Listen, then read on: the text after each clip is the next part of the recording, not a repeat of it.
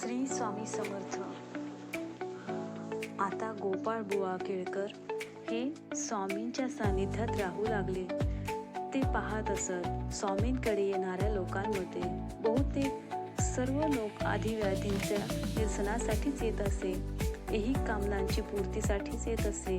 पण आपला परमार्थ सुफळ संपन्न व्हावा या इच्छेने येणारे भाग्यवंत वेळाच होते.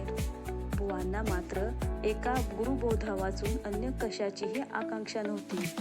अशा उदात्त प्रेरणेने ते भिक्षेवरच निर्वाह करून ते त्रिकाळ स्वामी दर्शनाचे सुख अनुभवत होते. आणि अक्कलकोटमध्ये ते अशा प्रकारे 4 महिने राहिले आणि आपले व्रत अत्यंत काटेकोरपणे ते पाळत असत. एके दिवशी बुवा रात्री देशमुखांच्या वाड्यात झोपलेले असताना स्वप्नात स्वामी आले आणि त्यांनी बुवांच्या पोटावरून हात फिरवून त्यांना म्हणाले की तुझा रोग आम्ही नाहीसा करतो. या स्वप्नानंतर बुवा जागे होऊन लघवीला गेले. त्यावेळी खूप लघवी होऊन पोट सैल पडले आणि पोटातील व्याधी पूर्णपणे नाहीशी झाल्याचे त्यांना जाणवले. श्री सद्गुरूंच्या या कृपा सामर्थ्यांचा प्रत्ययाने बुवांचे अंतःकरण नेत्रावाटे पाझरू लागले. या घटनेनंतर 15व्या दिवशी रात्री पुन्हा स्वामी त्यांच्या स्वप्नात आले आणि एका भयग्रस्ततेच्या प्रसंगात बुवांना खांद्यावर घेऊन श्री स्वामींनी त्यांना वाचवले आहे असे त्यांना अनुभव आले. असे चमत्कार नेहमी त्यांच्यासोबत होऊ लागले. पण पुढे काही महिन्यांनी श्री स्वामी समर्थ महाराज हरनाळ या गावी सेवेकऱ्यांसह राहिले असताना बुवा पहाटेच उठून स्नानाला जाण्याच्या तयारीत होते. त्यावेळी त्यांना एक सवय असे की सवयीनुसार ते तंबाखू ओढण्याची गरज त्यांना भासत असे. त्यामुळे ते विस्तव कोठे मिळत नाही त्या शोधार्थ ते बाहेर पडले.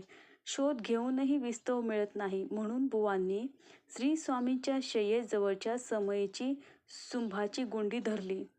अर्धी गुंडी पेटते आहे तोच श्री स्वामी उठून बसले. बुवांच्या अंगी भयाने कापरे भरले. हातातील गुंडी खाली पडली. आता स्वामी रागवतील या भीतीने ते थरथरू लागले. श्री स्वामी बुवांकडे एकटक पाहत राहिले. परंतु बुवा श्रींचे अनन्य भक्त असल्यामुळे त्यांचे अवधान सुटले नाही. त्यांनी धैर्य करून श्री स्वामींचे चरण धरले आणि दिनावर अनुग्रह करावा अशी विनवणी केली. भक्तवत्सल श्री स्वामी समर्थांनी गोपाळ बुवांना आपल्या कृपाजळात न्हाऊन काढले आणि त्यांचे जीवन कृतार्थ केले. त्यावेळी श्री स्वामी समर्थांनी त्या दिनावर अधिकार नसताना कृपाबलाने अनुग्रह केला असे बुवांनी स्वतः आपल्याविषयी लिहून ठेवले आहे. चिलमीतील तंबाखू पेटविण्याच्या सुंभाच्या गुंडीचे निमित्त करून बुवांच्या प्रपंच वासनेचा गुंडी श्री स्वामींनी आपल्या बोधसमयीवर जाळून टाकली. बुवा कृतज्ञतेने म्हणतात, कर्म नेणे धर्म, नेणे परमार्थ वर्म, केवळ अधमाधम महापातकी, परी सद्गुरूंच्या काय आले मनी, की उद्धरावे दीना लागुनी, व्याधी परिहारार्थ दर्शन देऊनी उपदेशिला परमार्थ.